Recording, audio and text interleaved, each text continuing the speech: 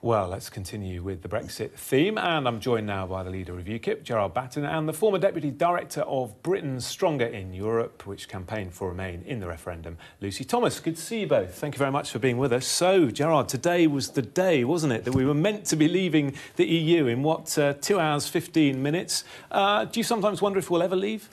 I do believe that we will leave. I don't believe we'll leave under the current Prime Minister or the current government or Parliament, the way it's constituted, because they don't want to leave. It's as simple as that. We've gone about this entirely the wrong way. First of all, we should never have gone down the Article 50 road to start with. Secondly, when you've got a government and a Prime Minister and a Parliament that doesn't want to leave, then it's very difficult to actually make it happen. That's the big problem that we had. This was put to the British people because the political class couldn't resolve the issue of the European Union over the previous 43 years. So they were forced into a referendum by the UKIP electoral threat, said that they would abide by the result. Everybody said that. Everybody who fought in the 2017 election, certainly Conservative and Labour, said that they would implement the result of the referendum. And then since then, they've done everything they possibly can to delay it, impede it, in the hope of eventually overturning it, and that's where we are now. Lucy, where do you think we are now, and what do you make of what happened today? Well, I think there are a lot of people who are making the perfect the enemy of the good. You know, you have a lot of Brexiteers who could have taken the opportunity to vote for the withdrawal agreement, that's the divorce out of the way, and then you negotiate about the future trade arrangements. And yet they are saying it isn't the perfect deal, so we're not going for it. And then on the other side, you have some Remainers and others who think it's so awful we need to have another referendum, or we want a soft deal or something, and you end up with total stasis.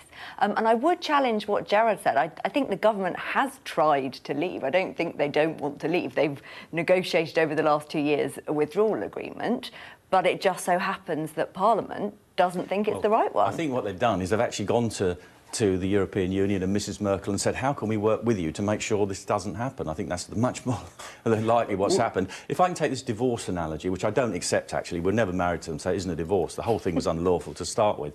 But if you take the divorce... We had a referendum to choose to go in, by the way. No, we didn't. We had a referendum in 1975 to ask us if we wanted to continue membership, which the British people were never consulted on.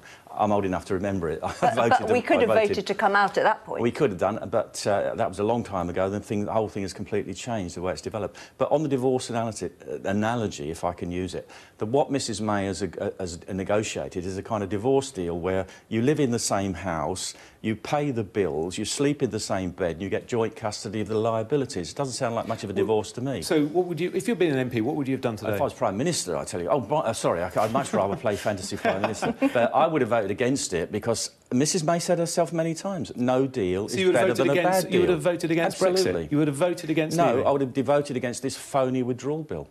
But, you know, Brexit may not happen. You know, it gets kicked into long grass 2 years down the line. It is only going to happen one way, and that's the way I described in 2014 when I wrote a little book about this. Everything I said in that book has proved to be true about the way this has been delayed and impeded. If you wanted to leave, what you would have done the week after the referendum, and indeed you could still do it now, you could repeal the 1972 European Communities Act. You can say, we've now left under our law. We'll offer you tariff-free trade or WTO, your choice. We'll give you reciprocal rights on citizens. We're not going to pay you any more money, by the way. And then we start to unravel 46 years' worth of legislation. But we take control of that and we repeal and amend according to our priorities and we negotiate with the EU to say this is how it's going to happen. We want trade, friendship and cooperation, but we set the pace, not you. Lucy, given the result of the referendum, is there any form of Brexit that you would accept, that you could live with? Yeah, I mean, ever since the referendum, I've been fairly pragmatic about it. I think it was, you know, a once-in-a-generation opportunity. We made that very clear on the Remain side, as did the Leave side. And so I think there is a duty to honour that and try and find a workable Brexit. My issue with Brexit in the first place was always that it was a very difficult thing to do. The UK is pretty much locked out of the decisions that the EU will make on our behalf in terms of what we end up with. But I think if there's a version that can protect the economy and jobs and, you know, science and collaboration and all those good things, then let's do it. I think there's a question about the legitimacy. Were we to get Gerard's preferred outcome, which would be a no deal. There's absolutely a question of whether that should go back to the people, because everybody was told during the referendum that there would be a deal. All the Leavers said, you know, we'll have the exact same benefits that we have today. So I think there's definitely a question if we're heading in that route. And Gerard, there was big protests, of course, going on outside Westminster today. UKIP had a lot of support out there. I just want to ask you about your comments about water cannon, because you suggested that the police were going to use water cannon against pro-Brexit campaigners. What I said was I was getting reports, which I did last night, that 6 water cannon were on the motorway down to the UK.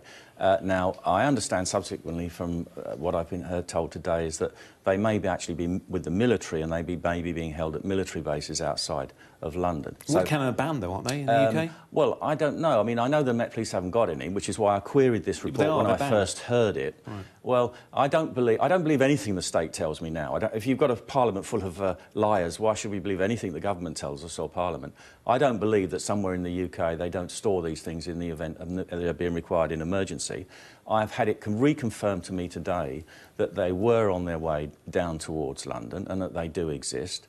And I've checked that with a source, and it is a very, very reliable source. It can't be that reliable if they don't know that they're banned in Britain. Well, if something is required, they'll unban it fast enough when they need to use it. OK, all right. We're going to have to leave it there. Thank you both very much on the day that we were meant to be leaving the EU. I appreciate your time, Gerard Batten and also Lucy Thomas. Thank you.